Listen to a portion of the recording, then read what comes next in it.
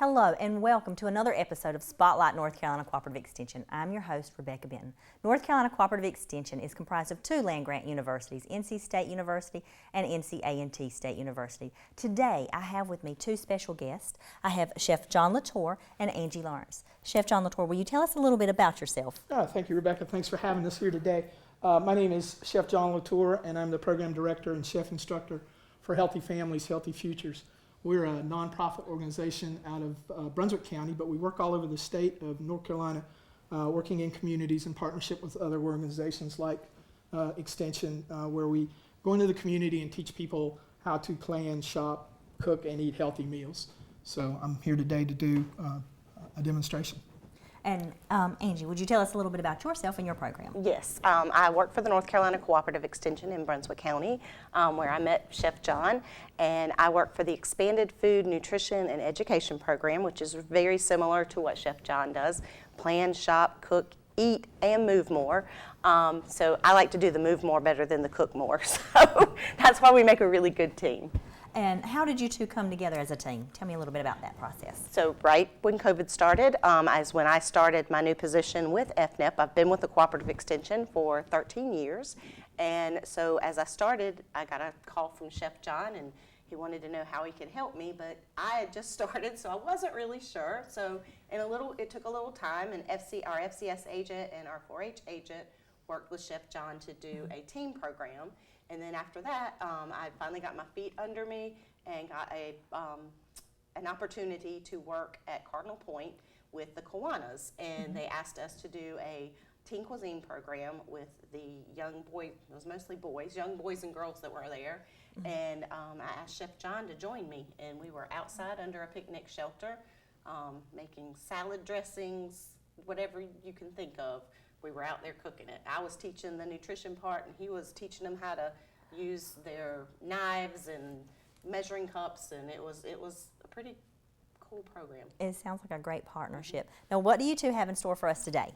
So today, we are actually making a recipe from our Choosing Fruits and Vegetables, not curriculum, but the lesson that we teach. For FNEP, you have to do 10 lessons, and this is one of the 10 lessons called Choosing Fruits and Vegetables. So we have our vegetables here. You need about 2.5 cups of vegetables every day, and so we're going to do a little stir fry for 2 with lots of colorful vegetables, because you want to make sure you get a rainbow of color. Oh, okay. So we're going to start today with our recipe calls for a homemade stir-fry sauce. There are a lot of stir-fry sauces out on the grocery store shelves, but this one's made very low sodium and lots of healthy items inside of it. So we made this ahead of time because it does set up a little bit. We started with 2 tablespoons of no salt added beef bouillon. You can find that in the grocery store. Really easy to find and much better than the salted beef stock that comes in the box. Then we had added some apple cider vinegar, about a tablespoon of that, and then some dark molasses. You could substitute other things like honey or agave, something like that. You could also use some ground ginger. It takes about 1/8 of a teaspoon, which is really just kind of a pinch. Some pepper, a little bit of salt, not much, some cool water, and then 2 tablespoons of cornstarch. And it gives it a really thick consistency when you do that. We're going to set this aside. We'll use it at the end. To get started with this stir fry, we're going to be using the rainbow of colors. Angie's put together some cauliflower, some carrots, some yellow and red peppers, some purple oranges, and some snap peas. Every day you want to try to eat the rainbow, right? Yes, you do want to eat the rainbow.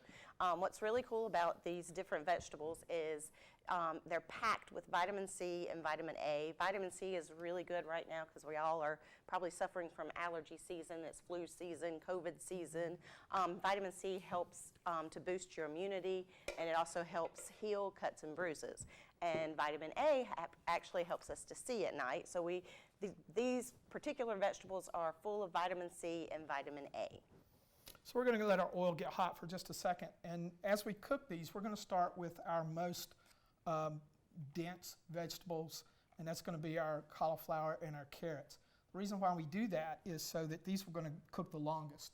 You don't want to take a bite of a raw piece of cauliflower or a raw piece of carrot. You want to try to get them to soften up just a little bit. So I'm going to go ahead and start adding this in.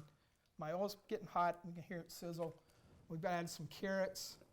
And we're real lucky to be in the state of North Carolina because we have great access to fresh fruits and vegetables, especially down in the eastern part of the state.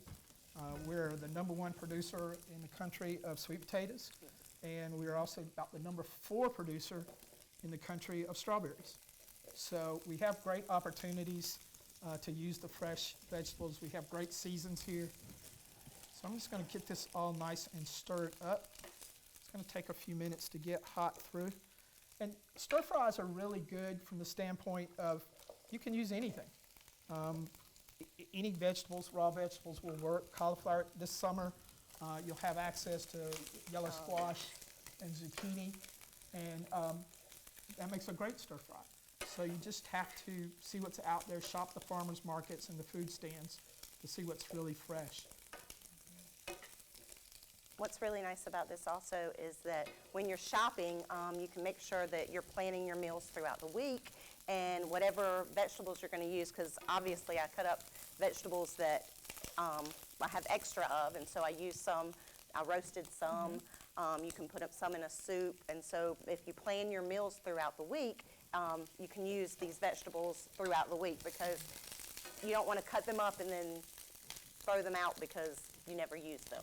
Yeah, a real good part of meal planning is to take stock of what you have in your pantries, in your refrigerator, in your freezers, and then plan meals around those items plus certain proteins. And then if you buy vegetables like we do, you can use them multiple different ways: stir fries, soups, salads. They go a long way. You've got to kind of be sure you're buying them to use them and not just let them sit in the refrigerator. And you can also use frozen vegetables. True. So can you tell us a little bit about how you use the frozen vegetables in Yeah, place of the... fresh is always going to be best. Right. But if you can't find fresh, or if it's a season where you may not be able to get something, go look in your groceries freezer section and just look at things like the California blend, which is cauliflower, carrots, broccoli, or maybe a fajita blend or something like that. It's peppers and onions. I do a class where we do breakfast burritos, and to cut down on the amount of labor that it takes if you want to do it really quick, we use a bag of frozen fajita vegetables, and we saute that off with some eggs and then make breakfast burritos out of that. So that works really well, especially if you have young kids that are just learning how to cook and you're not real crazy about them working with knives. Just use the frozen. Canned is also an option, but always look for your non-salt added or your low sodium items. Stores are getting really much better about having those on the shelves, and they're not any more expensive, but you want to cut down on the sodium. Right. I'm going to add my snow peas. I've got most of this starting to look really good. It is very colorful. It looks Very beautiful. colorful. We're eating the rainbow today, 5 a day, the colorway. Shout out to my friends back home where they teach that class. And then we're going to, and notice we're using an electric skillet. You can put this on the stove top. Yes. It works just fine that way. No big deal. But because we were in the studio here today, we decided to use an electric skillet. But a griddle cooktop works. Now this is all vegetables, so if I have vegetarians watching today, this is a great meal. But it'd make a great side dish if you want to have some roasted chicken or grilled chicken. You can put it over rice as well, or quinoa or noodles. I was saying earlier that a spicy noodle dish would go really well with this. So we let this cook. It usually wants to cook about 10, 15 minutes, maybe not that long, depending on how big your vegetables are. They're looking really good today, Yes. though. So I think we'll go ahead and add the sauce. You Okay. ready? So we've got the sauce made. It makes a lot, but we're just going to add just about a quarter cup, maybe. I'll let Angie measure that out Yep. because I don't measure real well. He just throws it in. What I really like about this stir-fry sauce is what it's called, is that it has no soy in it. And I know that there are a lot of people with soy allergies. I actually have a best friend who has soy allergies, and she loves to use this stir-fry sauce. So it works well for soy allergies. Okay. Yep, and if Great. you have recipes that do have soy in them, look at something called coconut aminos. Yes, that too. It is not a soy product, but it has very similar flavor characteristics to soy, and it's way less sodium than even the light soy sauce. So, and it's on the grocery shelves. It's nothing. You'll just have to kind of look for it. All right, so we're gonna just keep stirring this up until it breaks down, and then we're gonna be done. Yes, and so my plate is right here on our table. And when you're eating, you want to make sure that you are getting all the food groups. There are 5 food groups: fruits, vegetables, grains, protein, and dairy. Like you said, you can add some rice to this, and so a good whole grain rice would be good. And maybe add a little bit of protein like chicken, and have a glass of milk, and maybe have an apple afterwards.